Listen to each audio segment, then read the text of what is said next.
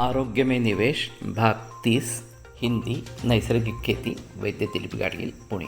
तो हम नैसर्गिक खेती के बारे में उसकी कीमत ज़्यादा होती है, 1.5 गुना 2 गुना होती है और फिर ये खर्चा बढ़ जाता है तो कैसे करेंगे, इस प्रकार की बात सोच रहे थे। और मेरे कहने का तात्पर्य अर्थ ये है कि ये खर्चा नहीं, ये निवेश है। और अगर हम आरोग्य संपन्न दीर्घायुष्य को प्राप्त करते हैं तो यह हमारा निवेश सफल रहा और कुछ करने की इसमें आवश्यकता इस प्रकार की नहीं है।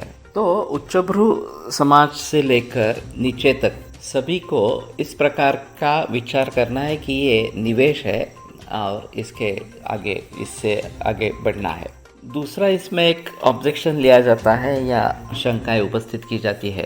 कैसे कहेंगे हम, कैसे मानेंगे कि ये व्यक्ति प्रामाणिक है और सचमुच ही इस प्रकार का नैसर्गिक खाद्य हो या फिर सब्जी फल वगैरह इस प्रकार के हो दे रहा है, उसमें मिलावट होने की आशंका हो सकती है। तो ये आशंका रास्त है, उसमें कोई संदेह की बात नहीं है। लेकिन बात यह है कि विश्व भर में प्रामाणिक लोग होते हैं और उन्हीं के आधार पर विश्व चलता रहता है। बेईमान लोग भी बहुत होते हैं, उसके बहुत ज़्यादा होते हैं, फिर भी उनके आधार पर ये सभी व्यवस्था चलती नहीं है, टिकती नहीं है। तो प्रामाणिक लोग हैं इसलिए तो संसार चल रहा है। तो इस बात को ध्यान में रखते हुए प्रामाणिक लोगों को ढूंढना ये आवश्यक इस प्रकार की चीज़ होगी। हम खुद प्रामाणिक होने चाहिए, हम जो भी कुछ कार्य कर रहे हैं उसमें हमारी प्रामाणिकता होनी चाहिए, तभी हम प्रामाणिक लोगों को ढूंढ पाएंगे।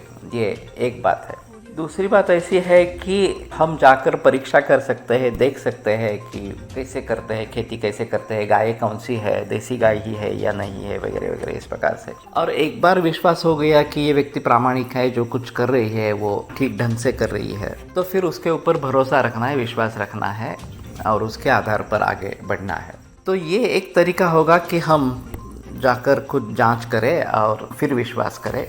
अगर हमें उसके बारे में जानकारी नहीं है तो जो व्यक्ति इसके बारे में जानकारी रखता है उसको साथ लेके जाए और ये कोशिश करे कि ये व्यक्ति प्रामाणिक है देखने की। उस व्यक्ति का देशी गाय के बारे में भी ये सिलसिला इस प्रकार का हो सकता है। हमारे पास खुद ज़मीन है, हम खुद किसान हैं, तो हम तो कर सकते हैं, उसमें कोई संदेह की बात नहीं है। तो हमें प्रामाणिकता से करना है।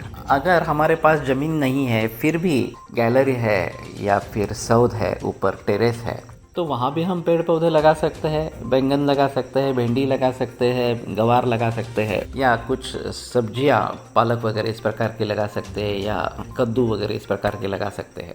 तो फिर किसी के ऊपर भरोसा करने की कुछ ज़रूरत नहीं है। हम खुद ही इसको जहाँ तक हो सके कर सकेंगे तो अच्छा रहेगा। तो ये भी प्रयास इस प्रकार से करना है। और मेरी एक बीच में श्रृंखला रही थी इसी प्रकार की ऑडियो श्रृंखला, कि जिसमें ऋण श्रृंखला, दान श्रृंखला और दान, ये मैंने 3 बातें कही थी, 8 ऑडियो लेक्चर्स थे। उसमें संकल्पना ये थी कि जो व्यक्ति ऋण वापस करने में समर्थ हो उस व्यक्ति को पहले ऋण दिया जाए, और अगर हमें उसकी अपेक्षा नहीं है तो वो दूसरे किसी को वो दे दे, आगे बढ़ा दे इस प्रकार से।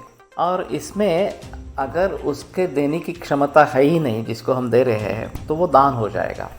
लेकिन उसकी जब सांपत्तिक स्थिति अच्छी हो जाएगी तो वो दान किसी अगले व्यक्ति को दे देगा। इस प्रकार से अगर हम गोदान करते हैं, अंशतः हो या पूर्ण रकम दी जाए, तो ये बड़ा काम होता है, क्योंकि इसके नैसर्गिक खेती को चालना मिलती है और वो करना ज़रूरी है।